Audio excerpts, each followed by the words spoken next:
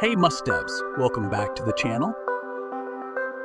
In this video, we will focus on the differences between REST parameter and spread operator in JavaScript. While both the REST parameter and spread operator use the same three-dot syntax, they serve different purposes in JavaScript. This table clears things up with a comparison of REST parameter and spread operator. We use REST parameters within function definitions to capture any extra arguments that might be passed to the function. But the spread operator is employed in function calls and assignments to expand iterables, like arrays or strings, into individual elements. The purpose of REST parameter is to gather up those remaining arguments and neatly store them in an array named whatever comes after three dots. But the spread operator's job is to take those elements and spread them out for various tasks. You'll recognize the syntax of REST parameter by the three dots, followed by restargs in the function's parameter list like this. Spread operator also uses three dots, but this time before an iterable like this.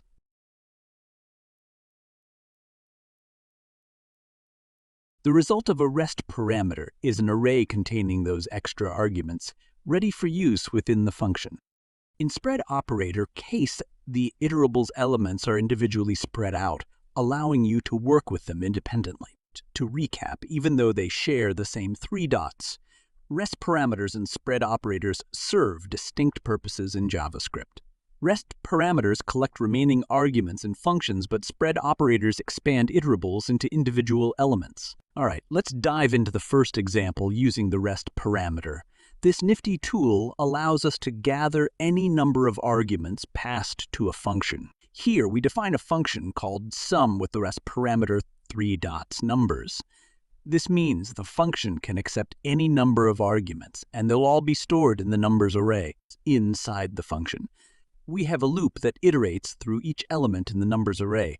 Remember, thanks to the REST parameter, this array can contain any number of values you pass to the function. In each iteration, we add the current number to a total variable. Finally, the function returns the sum of all the numbers. Now, let's see it in action. Here, we call the sum function with four arguments, 1, 2, 3, and 4.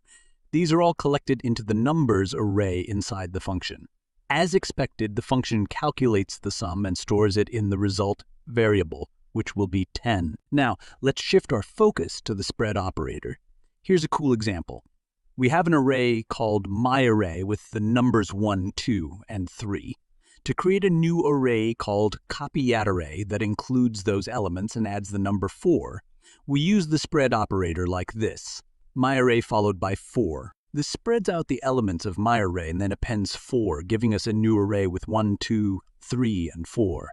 Here's another powerful use case. We have a function called addFunction that takes 3 arguments and adds them together. But what if we have our numbers stored in an array? The spread operator comes to the rescue. We can spread the elements of the args array directly into the function call like this, addFunction arg. This expands the elements into separate arguments, allowing the function to work its magic and return the sum, which will be 6 in this case. Hey, don't forget to subscribe for more and share this video with your developer friends.